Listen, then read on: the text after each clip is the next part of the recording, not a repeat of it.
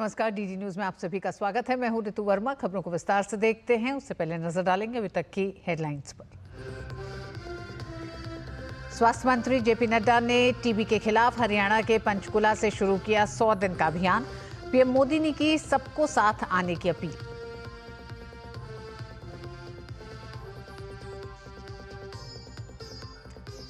बाबरी मस्जिद मुद्दे पर महाविकास अघाड़ी में फूट, अलग होगी समाजवादी पार्टी। वहीं उद्धव की शिवसेना और कांग्रेस ने फिर रोया ईवीएम का रोना।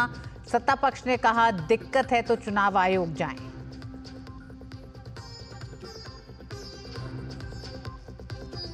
बीएसपी नेता मायावती ने कांग्रेस और सपा से पूछा, संभल की आड़ में मुस्लिम वोटर्स को रिझाने वाले बांग्लादेश में हिंदू अत्याचार पर क्यों है चुप।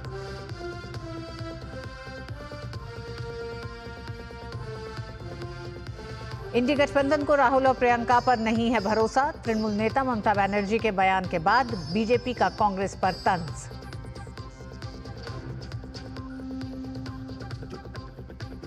और अब नहीं सहेंगे, बदल के रहेंगे, इस नारे के साथ दिल्ली का चुनाव लड़ेगी बीजेपी। कल से सभी विधानसभा क्षेत्रों में शुरू होगी बीजेपी की परिवर्तन यात्रा।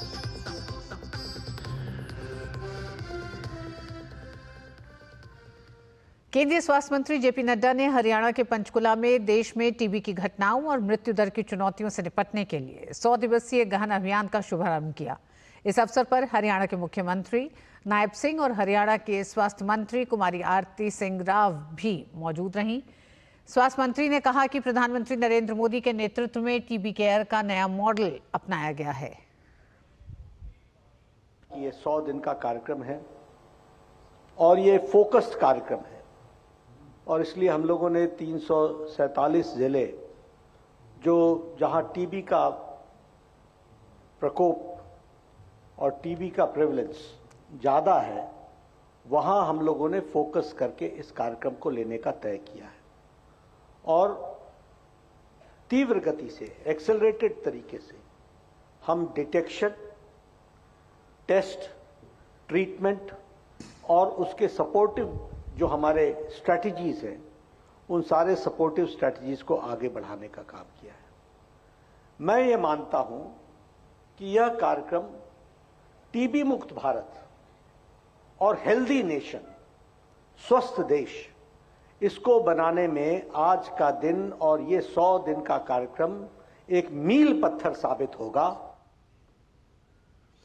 टीबी उन्मूलन अभियान के तहत केंद्रीय स्वास्थ्य मंत्री जेपी नड्डा ने अंग्रेजी समाचार पत्रों में लिखे एक लेख में इसके खिलाफ भारत की लड़ाई का उल्लेख किया है। जेपी नड्डा ने यहां भी प्रधानमंत्री नरेंद्र मोदी का जिक्र किया और लिखा कि उनके नेतृत्व में टीबी केयर का नया मॉडल अपनाया गया। WHO की ग्लोबल टीबी रिपोर्ट 2024 के मुताबिक साल 2015 से 2023 तक भारत में टीबी के मामलों में 17.7% की गिरावट हुई, जो वैश्विक स्तर पर देखी गई गिरावट की दर से दोगुनी है। इसके अलावा देश में 25.1 लाख टीबी मरीजों को ठीक किया गया।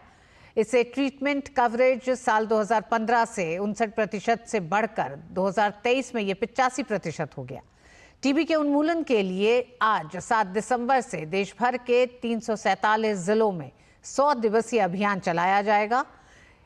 इन जिलों को टीबी के मरीजों की अधिकतम संख्या के आधार पर चिन्हित किया गया है। अभियान के तहत रोगियों का चेकअप कर उनमें टीबी की पहचान के बाद गहन उपचार शुरू किया जा रहा है। पिछले कुछ सालों में टीबी के उपचार की सफलता दर में सुधार के लिए बेटा क्लिनिक और डेलामानिड जैसी नई दवाएं देश के बाजार में आई हैं। टीबी के खिलाफ आज से जो लड़ाई शुरू हुई है, उसे लेकर प्रधानमंत्री नरेंद्र मोदी ने भी सोशल मीडिया एक्स पर अपने विचार रखे और कहा कि टीबी के खिलाफ हमारी लड़ाई और मजबूत हो गई है। टीबी को हराने के लिए सामूहिक भावना से प्रेरित होकर यह अभियान आज से शुरू किया गया है। भारत बहुआयामी तरीके से टीबी से लड़ रहा है। पहला, मरीजों को सहायता दोगुनी करना। दूसरे इसका आयाम है जन भागीदारी। तीसरा आयाम नई औषधियां और चौथा आयाम तकनीक और बेहतर निदान उपकरणों का उपयोग। पीएम ने लोगों से अपील की है कि सब एक साथ आएं और टीबी को खत्म करने में अपना योगदान दें।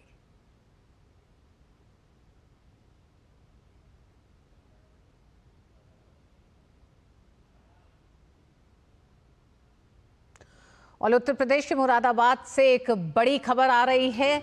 संभल शाही मस्जिद के सर्वे के दौरान हुई हिंसा के जवाब में पुलिस की जवाबी कार्रवाई की तारीफ करना मुरादाबाद की एक मुस्लिम महिला निदा जावेद को भारी पड़ गया है। महिला के पति इजाजुल आबिदीन ने उसे काफिर कहते हुए 3 तलाक दे डाला है, जिसकी शिकायत पीड़िता ने मुरादाबाद पुलिस के आला अधिकारियों से कर कार्रवाई की मांग की है।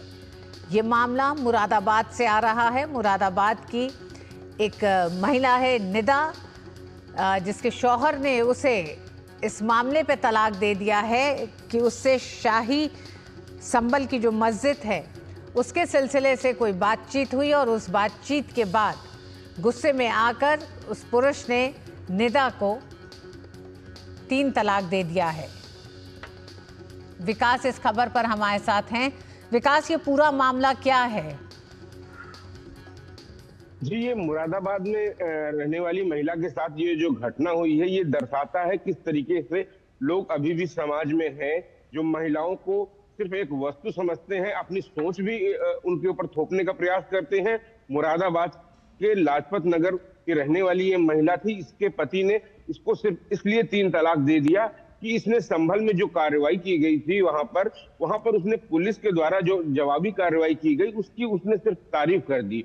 महिला का कहना है कि चूंकि उसको वहां पर संभल में उसके रिश्तेदार रहते हैं, उसको संभल जाना था, इसलिए वहां के हालातों के मद्देनजर वो वीडियो देख रही थी। जब उसके पति ने देखा यह वीडियो देख रही है तो उसने पूछा क्या देख रही हो? उसने बोला कि मैं देख रही हूँ वहां पर किस तरीके से वहां पर दंगाई लोग पुलिस पर जो पथराव कर रहे हैं, जो बर्ताव कर रहे हैं पुलिस के साथ।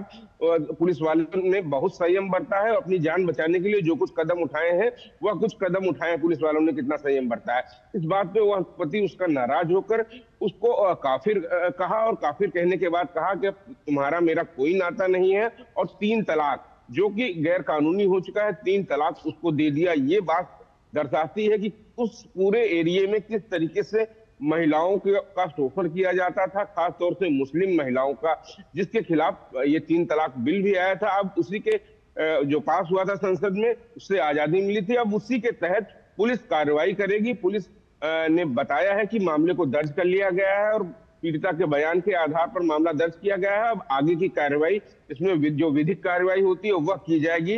लेकिन समाज में अभी भी ऐसे लोग हैं जो अपनी बात, अपनी सोच, अपनी कट्टरता अपने जीवन साथी पर थोपना चाहते हैं। ये साफ दर्शा रहा है महिला का, क्योंकि महिला एक निष्पक्ष होकर एक अपना मुंह से कुछ शब्द उसने निकाल दिए, उसकी भी अपनी एक सोच हो सकती है। तो एक महिला अपनी सोच नहीं रख सकती है। ये बात दर्शाता है कि किस तरीके से ये जो कट्टरपंथी लोग हैं महिलाओं को किस तरीके से शोषण करते हैं उनका। और जवाब में जब 3 तलाक एक बार में दे दिया तो अब यह महिला पुलिस के पास पहुंची है, न्याय की गुहार लगा रही है। जी, बहुत बहुत धन्यवाद विकास इस पूरी जानकारी के लिए, इस बड़ी खबर पर। और बढ़ते हैं आगे खबरों में। सूचना एवं प्रसारण मंत्री अश्विनी वैष्णव ने कहा है कि अगले हफ्ते से दूरदर्शन पर सप्ताह में 1 दिन संथाली भाषा में समाचार प्रस्तुत किए जाएंगे। संथाली भाषा संथाल जनजाति की प्रमुख भाषा है। ये भारत के कई राज्यों असम, बिहार, छत्तीसगढ़, झारखंड, ओडिशा, त्रिपुरा और बंगाल में बोली जाती है। प्रधानमंत्री श्री नरेंद्र मोदी जी आदिवासी समुदाय के लिए, आदिवासी समाज के लिए प्रतिबद्ध है और इसीलिए दूरदर्शन में हफ्ते में, वीक में एक बार संथाली भाषा में न्यूज़ का कार्यक्रम अगले हफ्ते से आरंभ होगा, जो कि बहुत बड़ा एक लंबे समय से आदिवासी भाषा को, संथाली भाषा को एक समग्र रूप से आगे बढ़ाने का एक प्रयास है। और बुलेटिन में वक्त एक छोटे से ब्रेक का। अब आया असली स्वाद। अब आया स्वाद। जब स्वाद के पड़े हो लाले तो MDH का चंकी चाट मसाला डालें। MDH का चंकी चाट मसाला। MDH। जब धरती चीर कर निकलता है लोहे का पत्थर और मिलता है मोंगिया के जोश से, फिर तपता है, पिघलता है और बनता है फौलाद। अब होता है सरिया सारी खूबियों के साथ। मोंगिया स्टील, मजबूत देश का मजबूत सरिया। पापा ने कहा इंजीनियर बनो, बन गया। हस्बैंड बनो, वो भी बन गया, पर मूर्ख बनो तो कहा ही नहीं। देखिए, नकली पेमेंट का एसएमएस, कहते हैं पापा का उधार लौटा रहे हैं, फिर बोलेंगे गलती से ज्यादा पैसे भेज दिए, बेटे बाकी के पैसे वापिस कर दो। आज्ञाकारी बेटा हूं, मूर्ख नहीं हूं। याद रहे, यूपीआई सेफ है, मगर कोई ऐसे बेवकूफ बनाए तो कहो मैं मूर्ख नहीं हूं।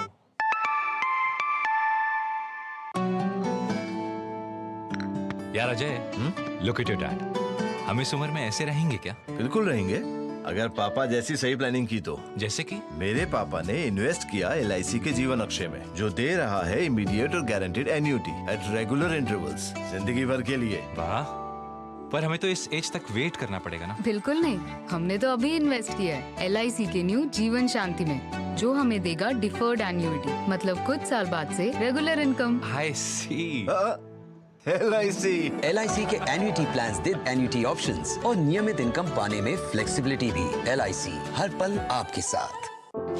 अनुभव कीजिए शुद्ध MDH बादाम रोगन का प्यार। सेहत बनके रग में दौड़े।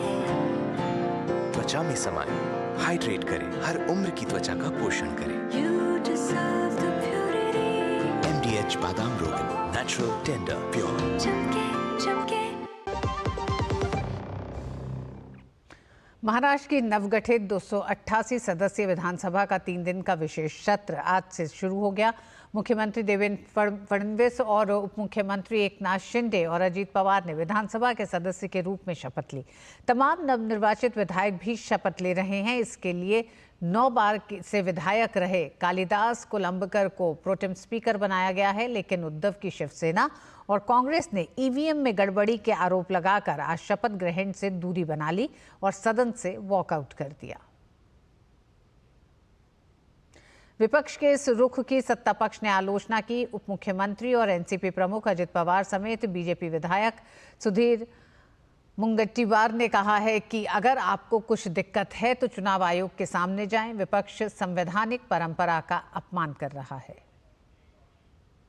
अपोजिशन वालों ने वॉकआउट किया है, उनका कहना है कि EVM के बारे में किया है, हमें पता नहीं। चुनाव हुआ है, लोगों ने, वोटर ने जीत के दिया है और अभी यहाँ वॉकआउट करके कुछ होने वाला नहीं है। अगर उनको कुछ करना है तो इलेक्शन कमीशन के सामने जाना चाहिए। विधायक बनने के बाद भी विधायक पद की शपथ विपक्ष ने आज नहीं ली है। इस वक्त हमारे साथ सुधीर भाऊ मुनगंटीवार है, पूर्व मंत्री भी है, बीजेपी के कद्दावर नेता है। विपक्ष का ये रुख किस प्रकार से देखते हैं? शायद जो मैंडेट लोगों ने विपक्ष को दिया था, जो विधायक चुन के आए थे, आज विधायक पद की शपथ नहीं ले रहे। देखो, ये बड़ी जनतंत्र के लिए ये दुर्दैवी बात है, क्योंकि जनता ने आपको चुन के दिया, आप खड़े रहे, जनता के सामने गए, भाषण दिए, हमें चुन के दो, हम ये करेंगे वो करेंगे, और यहाँ शपथ से आप दूर रहते हैं। जब आपके मतदार संघ में कोई गांव बहिष्कार डालता है तो आप जाके उनको समझाते हो किसको भी वोट दो मगर बहिष्कार मत डालो। आप तो ज्ञान की बातें बताते हो और अभी आके यहाँ बहिष्कार डालते हो। मुझे लगता है ये उनकी बहुत बड़ी गलती है। आपसे जानना चाहेंगे हम, चूंकि अगर विधायक पद की शपथ नहीं लेते हैं तो क्या तकलीफ, क्या वो विधायक के रूप में जाने नहीं जाएंगे और उन सभी अधिकारियों से वंचित रहेंगे जो लोगों ने उनको चुन के दिए? विधायक के रूप में अगर वो शपथ नहीं लेते हैं तो सभी अधिकारों से वंचित रहेंगे ना। वो संसदीय आयुध का उपयोग नहीं कर पाएंगे, ना ही उनको कोई भत्ता मिलेगा, ना कोई रेलवे का कूपन मिलेगा, ना कोई बैठक में बैठने का अधिकार मिलेगा। धन्यवाद। मुझसे बात करने के लिए सुधीर मुंगंटीवार स्पष्ट कहा कि लोगों से जो है इस वक्त विपक्ष जो है वो धोखा कर रहा है, क्योंकि लोगों ने चुन के दिया, लेकिन इसके बावजूद विपक्ष पद की शपथ जो है विपक्ष के विधायक नहीं ले रहे। शीर्ष लार, DD न्यूज, मुंबई। महाराष्ट्र में आज विशेष विधानसभा सत्र के दौरान महाविकास अघाड़ी में फूट दिखाई दी। यहां समाजवादी पार्टी के प्रमुख अबू आजमी ने कहा कि पार्टी MVA गठबंधन से अपना समर्थन वापस लेगी, क्योंकि बाबरी मस्जिद विध्वंस के संबंध में उद्धव ठाकरे की टिप्पणियों पर असहमति है। विशेष सत्र का पहला दिन, आज पहले दिन में देखा कि महाविकास आघाड़ी में सब कुछ ठीक नहीं है। हालांकि जो सत्ता पक्ष ने जो है विधायक दल की जो शपथ ली, लेकिन जो विपक्ष है उनके कुछ जो विधायक है उन्होंने शपथ नहीं ली। रईस भाई, आपने शपथ ली है, महाविकास आघाड़ी के बाकी अन्य दलों ने शपथ नहीं ली है, क्या कारण है इसके पीछे? सिंपल कारण है कि मिसकम्युनिकेशन है। हम सुबह सभागृह में आए, जो प्रथा परंपरा है उस हिसाब से हम बैठे मैंने अपना क्रमांक देखा कि कब मुझे शपथ लेनी है। मुझे कोई कम्युनिकेशन नहीं था कि आज हमने शपथ नहीं लेनी है। अगर महाविकास आघाड़ी की मीटिंग होती, कोई चीज़ तय होती तो हम उसका पालन करते, पर क्योंकि कोई सूचना नहीं थी तो हमने प्रथा और परंपरा के हिसाब से शपथ ली है। बात ये भी उठती है कि क्या समाजवादी पार्टी जो है महाविकास आघाड़ी का हिस्सा रहेगी आने वाले दिनों में, क्योंकि ऐसे कई सारी टिप्पणियां की गई है नेताओं द्वारा भी, तो ऐसे में ये स्थिति कहां पर आकर रुकती है? देखिए, समाजवादी पार्टी महाविकास आघाड़ी का जो हिस्सा है वो एक उद्देश्य से, महाविकास आघाड़ी जो बनी है वो दो विषय पे बनी है, संविधान का संरक्षण और जो बनी है वो सेक्युलर वैल्यूज को प्रिजर्व करने के लिए। उद्धव ठाकरे का तो अलग बयान, उन्होंने कहा कि अब हिंदुत्व है, फिर से हिंदुत्व की ओर जा रहे हैं। हिंदुत्व का उन्होंने परिभाषा हमको समझाई थी जब वो महाविकास आघाड़ी में आए थे। उन्होंने कहा था हमारा हिंदुत्व सबको न्याय देने वाला है, हमारा हिंदुत्व हाथ को काम देने वाला है, हमारा हिंदुत्व सबको सम्मान देने वाला है, हमारा हिंदुत्व सबकी संरक्षण वाला है। तो वो हिंदुत्व से किसको ऑब्जेक्ट हो सकता है? वो तो महाविकास आघाड़ी की विचारधारा के अलाइन था। जो ट्वीट कल हुआ वो उस कॉमन मिनिमम अंडरस्टैंडिंग के बाहर था, इसीलिए आज हमने अपना स्टैंड क्लियर किया, कल शिवसेना अपना स्टैंड क्लियर करेगी। समाजवादी पार्टी ने रुख स्पष्ट किया कि महाविकास आघाड़ी में इस वक्त जो है कम्युनिकेशन के साथ नहीं किया गया और इसीलिए कुछ जो है विधायक उनके चले गए, जबकि उन्होंने आज ये शपथ ली है। तो ऐसे में दिख रहा है कि कहीं ना कहीं महाविकास आघाड़ी में कम्युनिकेशन जो है पूरी तरह से ठीक ठाक नहीं है। Shirshlal, DD News, Mumbai. Assam cabinet का आज विस्तार हो गया। हालांकि एक मंत्री पद अब भी खाली है। राज्यपाल लक्ष्मण प्रसाद आचार्य ने 4 नए मंत्रियों प्रशांत फूकन, कौशिक राय, कृष्णेंदु पॉल और रुपेश गोवाला को पद की शपथ दिलाई। फूकन डिब्रूगढ़ से 4 बार विधायक रह चुके हैं, पॉल पाथरकांडी से 2 बार विधायक रह चुके हैं, जबकि राय और गोवाला लखीपुर और डुमडुमा से पहली बार विधायक बने हैं। मुख्यमंत्री हेमंत बिस्व शर्मा ने कहा कि उनके मंत्रिमंडल में इस बार बराक घाटी को भी प्रतिनिधित्व मिला है। Today we have inducted 4 ministers in our Council of Ministers. One post is still remain vacant. That will be filled up in days to come. There are so many development activities is going on. To supervise everything, we need. There was a requirement of more hands.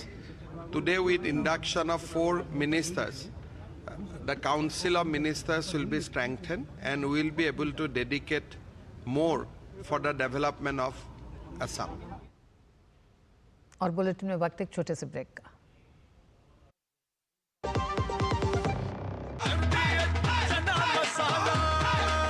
अब छोलिया हो या लोबिया, सफेद चने या काले चने, सब कुछ मजेदार बने। मेरी पसंद, मेरी पसंद, मेरी पसंद, मेरी पसंद, हमारी पसंद, हम सबकी पसंद। मजबूत देश का मजबूत सरिया हो गया स्टील। ये विशाल है ना, इसका सब प्रॉपर चलता है। कल उसके बैंक अकाउंट में 15,000 रुपए का फ्रॉड हुआ है, पता है? इसको तो कोई टेंशन ही नहीं होती है, देखना। टेंशन क्यों? मेरी कोई गलती नहीं थी। फिर भी फ्रॉड होने पर मैंने तुरंत बैंक को इन्फॉर्म कर दिया। आरबीआई कहता है अगर आपके अकाउंट से किसी ने धोखे से पैसे निकाले हैं तो बैंक को जल्द से जल्द इन्फॉर्म कीजिए। 3 दिन के अंदर इन्फॉर्म किया तो कोई नुकसान नहीं होगा। जितना लेट करोगे उतना ज्यादा नुकसान। और सुन, सब चलता नहीं है, प्रॉपर चलाना पड़ता है। आरबीआई कहता है जानकार बनिए, सतर्क रहिए। Market access, resources, infrastructure, skills. Rajasthan has it all. With the vision of PM Narendra Modi and CM Bhajanlal Sharma, explore endless opportunities at the Rising Rajasthan Global Investment Summit. Register today.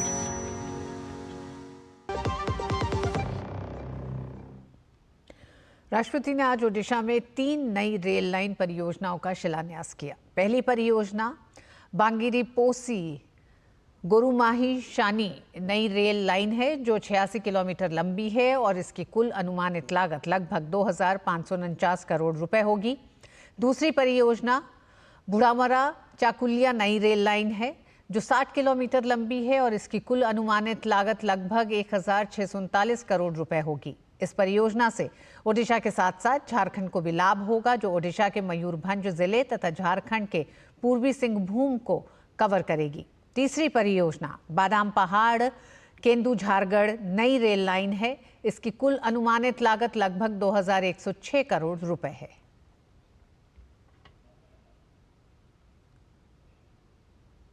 Haryana के गुरुग्राम में 6 दिसंबर को 11वें राष्ट्रीय विकलांगता सम्मेलन और राष्ट्रीय एबिलिम्पिक्स प्रतियोगिता का लोकसभा अध्यक्ष ओम बिरला ने उद्घाटन किया। इस अवसर पर उन्होंने दिव्यांगजनों के सम्मान में आयोजक समूह को भारत के संविधान की ब्रेल लिपि आधारित प्रति भी भेंट की। कार्यक्रम को संबोधित करते हुए लोकसभा अध्यक्ष ने कहा कि दिव्यांगजनों के अंदर असीम क्षमता और लगन होती है और उन्हें उचित प्लेटफॉर्म उपलब्ध कराने की आवश्यकता है। दिव्यांगजनों के अंदर एक अद्भुत साहस होता है, लगन होती है और क्षमता होती है। आवश्यक है उनको उचित प्लेटफॉर्म मिलने की। इन दिव्यांगजनों की स्किल को, इनकी कार्यकुशलता को, इनके काम करने की क्षमता को और उनकी दिव्य दृष्टि को भारत की संसद के अंदर भी सभी माननीय संसद सदस्य देखें कि किस तरीके से दिव्यांगजनों का योगदान इस देश के अंदर है। कर्नाटक के पूर्व मुख्यमंत्री एच.डी. कुमारस्वामी ने कर्नाटक राज्य सरकार की स्वास्थ्य सेवाओं पर बड़ा सवाल खड़ा किया है। उन्होंने कहा कि कर्नाटक में स्वास्थ्य सेवाओं की स्थिति पूरी तरह चरमरा गई है। इस साल राज्य में 327 गर्भवती महिलाओं की मौत हो गई है। उन्होंने राज्य सरकार से सवाल किया कि ये किस प्रकार का महिला सशक्तिकरण है। राज्य सरकार गृहलक्ष्मी गारंटी योजना के माध्यम से महिलाओं को आर्थिक रूप से सशक्त करने का दावा करती है, जबकि अस्पताल में महिलाओं की मौतों को रोकने के लिए कोई प्रयास नहीं कर रही है। उन्होंने राज्य की स्वास्थ्य व्यवस्थाओं की अनियमितताओं की जांच हाईकोर्ट के सिटिंग जज से कराने की मांग की। बांग्लादेश में लगातार अल्पसंख्यक समुदायों के धार्मिक स्थलों को निशाना बनाया जा रहा है। बांग्लादेश में आज इस्कॉन नमहट्टा केंद्र को जला दिया गया। इस्कॉन के प्रवक्ता राधारमण दास ने अपने सोशल मीडिया अकाउंट एक्स पे ये जानकारी साझा की। उन्होंने बताया कि हरे कृष्ण नमहट्टा संघ के अंतर्गत आने वाले श्री श्री राधा कृष्ण मंदिर और श्री श्री महाभाग्य लक्ष्मी नारायण मंदिर में आज सुबह 2 से 3 बजे के बीच बदमाशों ने आग लगा दी। श्री श्री लक्ष्मी नारायण के विग्रह और मंदिर के अंदर की सभी वस्तुएं पूरी तरह जलकर खाक हो गई हैं। साथ ही बताया कि मंदिर के पीछे की टिन की छत को उठाकर और पेट्रोल डालकर आग लगा दी गई। दिल्ली में जारी अष्टलक्ष्मी महोत्सव में पूर्वोत्तर भारत के पारंपरिक हस्तशिल्प, हथकरघा, कृषि उत्पादों की प्रदर्शनी लोगों को लुभा रही है। मशहूर अभिनेत्री दीपानिता शर्मा पहुंची असम के स्टॉल पर, जिनसे खास बातचीत की हमारी संवाददाता जया सिन्हा ने।